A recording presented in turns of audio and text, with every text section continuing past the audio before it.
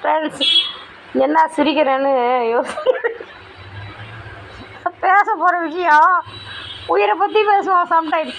ஆனால் இன்றைக்கி மயிரை பற்றி அதான் சிரிக்கிறேன். என்னன்னா, ஒரு மாதமாக ரொம்ப வீட்டில் வேலை, மனசில் ரொம்ப கவலை கஷ்டமாச்சா. நான் எப்பயுமே அதிகமாக டை அடிக்கவே மாட்டேன். எங்கள் அம்மா என்ன சொன்னாங்க, வந்து இது என்னது இது தலை இப்படி இருக்குது, வெள்ளை வெளியேன்னு இருக்குது, ஏன் டை அடிச்சா என்னானாங்க. ஆமாம் விடுமா, இனிமேல் என்னம்மா 50 வயசுக்கு டை விடமா, போம்மா, சாவர காலமாக போச்சு, சுடுகாட்டுக்கு எப்போ போகணும், நான் உட்காந்துருக்கேன் அப்படின்னா. என் அம்மா என்ன சொல்கிறாங்க, எங்கள் அம்மா பேர் தான் 4ஆம் கிளாஸ் படித்தவங்க, 80 வயசுக்காரங்கன்னு. ஆனால் ரொம்ப அறிவானவங்க, நிறைய இங்கிலீஷ் வார்த்தையெல்லாம் நிறைய பயன்படுத்துவாங்க, என்னை விட ரொம்ப தெளிவாக ப்ரொனவுன்ஸ் பண்ணுவாங்க. அவங்க என்ன சொல்கிறாங்க, தமிழ்நாட்டில் எல்லாருக்குமே தலை கருப்பாக இருக்குது அப்படின்னாங்களா. என்ன பண்ணி என்னமோ பூடகமாக பேசுகிற, யாருக்குமா கருப்பாக இருக்குது தமிழ்நாட்டில் அப்படின்றான்.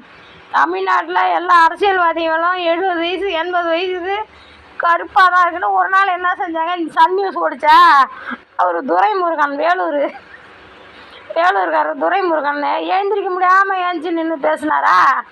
அப்போ எங்கள் அம்மா என்ன கேட்டாங்க, இவருக்கு என்ன வயசு இருக்கும் அப்படின்னாங்களா. அவருக்கு இருக்குமா, ஒரு 80க்கு மேலேயா இருக்குமா அப்படின்றான்.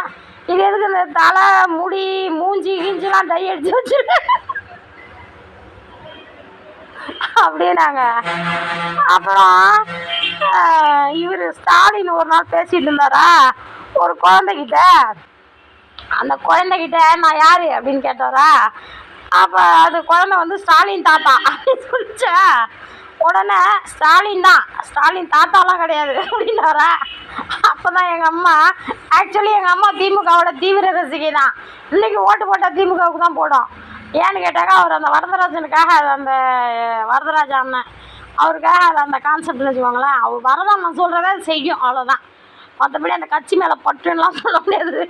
ஆனால் அந்த கலைஞர் இறந்து போனப்போ இந்த ஸ்டாலின் அவர் வந்து இந்த ஹைகோர்ட் ஆர்டர்லாம் வாங்கி அந்த புதைக்கிறதுல ஒரு போராட்டம் வந்துச்சு பாருங்கள்.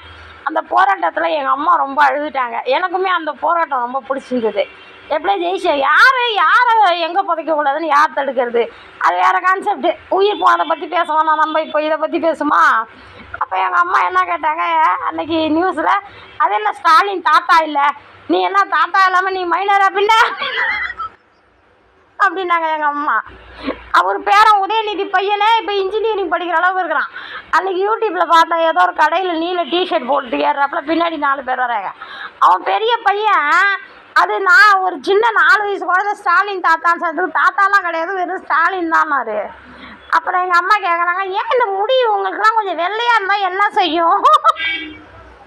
எங்கள் அம்மா அடிக்கடி நியூஸு நான் என்னைக்காவது தான் உட்காந்து பார்ப்பேன் ஃப்ரெண்ட்ஸ். அன்றைக்கி எங்கள் அம்மா இந்தமாரி காமெடி பண்ணுவாங்க.